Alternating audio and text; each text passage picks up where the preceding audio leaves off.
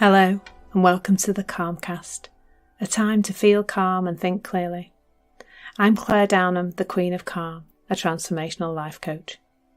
I was a burnt-out head teacher who finally made the journey to calm after years of trying, and I want to prevent you from having to do the same. The Calmcast is a series of short explorations, gently guiding you back to your natural state, which is calm and clarity. Just listen like you would listen to music, with an open mind and curiosity. There's nothing else to do. Now let's relax into today's episode.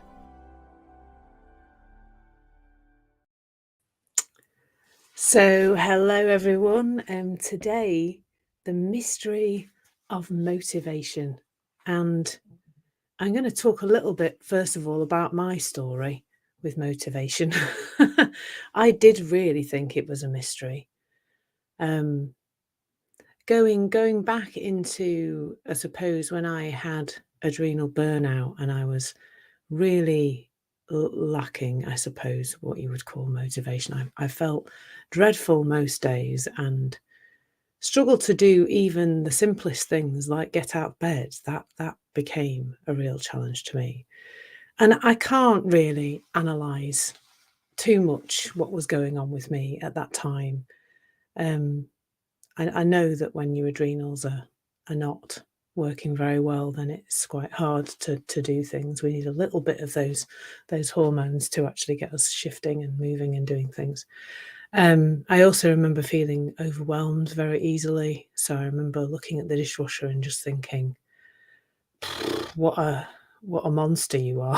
I can't do it. I can't empty the dishwasher even. And now I will, I'll be emptying the dishwasher whilst listening to a podcast and cooking the tea, at the same time. And at that time, the motivation to empty the dishwasher didn't even seem to be there. But I guess it's understanding, isn't it, what that even means, not having the motivation. I had a lot of thinking that said I couldn't empty the dishwasher because it just seemed very, very hard. But what is all of that? It's really, really interesting. And it's especially interesting to me because after I finally resigned from my head teacher position and began my business as a hypnotherapist, that focus on being motivated became a big part of my life. I really did see it as a mystery, and I really was seeking the solution to that in all sorts of places. I thought, first of all, though I had a theory about motivation and what it was supposed to be like for me, that I was supposed to be motivated all the time. Like that was the bottom line, that every single day I should be able to get up and do everything that was on my list, everything that I'd planned out in my 12-week year planning system, everything that I thought I should be doing to meet my goals. There was this idea that that's what life as a business owner was supposed to be like. And so I read from those people who read the books of those people who said they'd found the answer to all of this. That became very focused around habits. And I'd still say now I'm quite a person who, once I get into the groove with something, I seem to kind of quite quickly establish habits and things to do. Unfortunately, bad ones as well as good ones sometimes. So that became a massive part of my focus. Really, was this elusive thing called motivation. And my problem and the real mystery with motivation that lots of people, I think, struggle with is this idea that we are supposed to feel a certain way in order to do things. This thing, because we say, don't we? We say, I don't feel motivated, or I do feel motivated.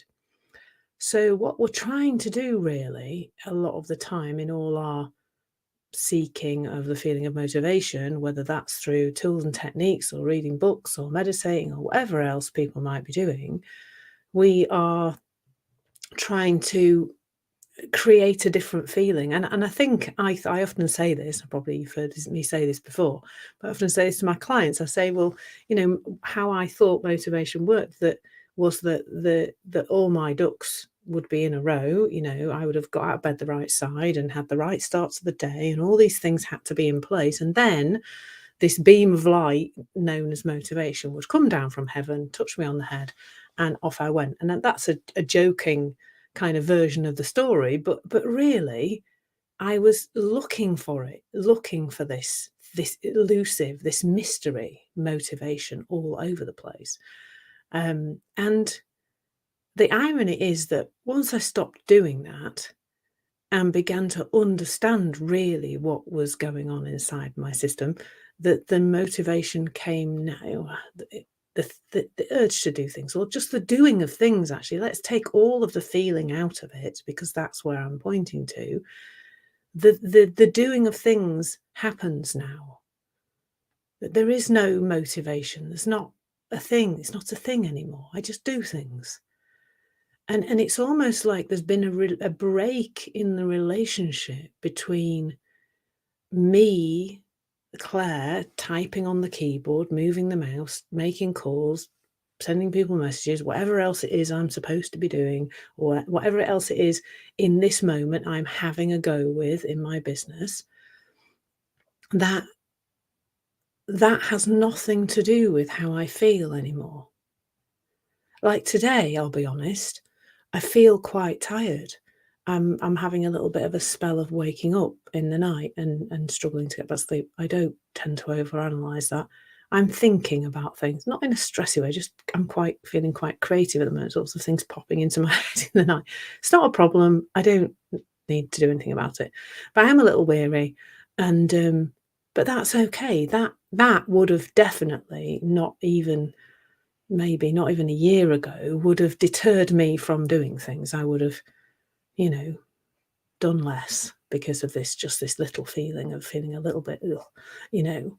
But now, and that doesn't mean I don't look after myself. If I really am like banging headache, tired, and run down or whatever, then I don't let myself get run down. But if I'm feeling really off, then I will rest, and I do tend to just listen to my body. But actually, I don't have this need to feel a certain way, and this is more emotional than physical, really. I don't need to feel a certain way to do things. The two things are not connected. And that's where we get caught up, I think, and that's where I got caught for a really long time, is this mysterious thing where we think we've got to feel a certain way to do things. And it's really been revolutionary for me to see that I don't have the feeling has nothing to do with my ability to do things. It's like, here's my conditioned system kicking off with its usual blah, blah, blah about what I should and shouldn't be doing, and what's okay and what's dangerous for Claire, and, what's been learnt by Claire in horrible situations, all that stuff. That's doing its thing. So, I've been sending messages out to people, inviting people to have a coaching conversation in the last few days. And when I started doing it, the feeling was just ramping up, something crazy. And I, I was a bit like, oh gosh, can I do this? And yes, I can. The feeling's got nothing to do with it. And now I know this, now I understand this separation within the fact that there is no separation, because it's all connected, isn't it? But now that I can kind of go, oh, I've just got a conditioned response to this thing. It's like something I did when I was small, and it didn't work out, and I got into trouble for it, or somebody laughed at me for it, or whatever. It's realizing that that's all that's happening. I learned this stuff at some point, and at something within me is seeing that sending a message out to somebody, inviting them for a coaching conversation, is dodgy, dangerous, not good, makes you look stupid, whatever else. Doesn't really matter, to be fair. So therefore, this idea that I need to feel motivated to do that task isn't really there anymore. It isn't creating a problem for me in terms of taking action. And that really is the mystery of motivation. The mystery is that it doesn't exist. It's just an illusion that's been created by our conditioned system. Human beings are doers. We are doers. We're naturally doers. We're naturally creative. We're naturally active. We're naturally, we naturally move and do things and take action. And we know that because, our ancestors would have died if they didn't. If they didn't get off their backsides and go find the next meal, they would die. So there was no waiting to feel okay to go hunt the wildebeest. There was just action happening. I mean, I'll be honest, I don't think our ancestors had quite so much sticky thinking, conditioned thinking, as we've got. But you can see that a natural thing for a human to do is to move. Because if you look at all the other mammals, they're moving, aren't they?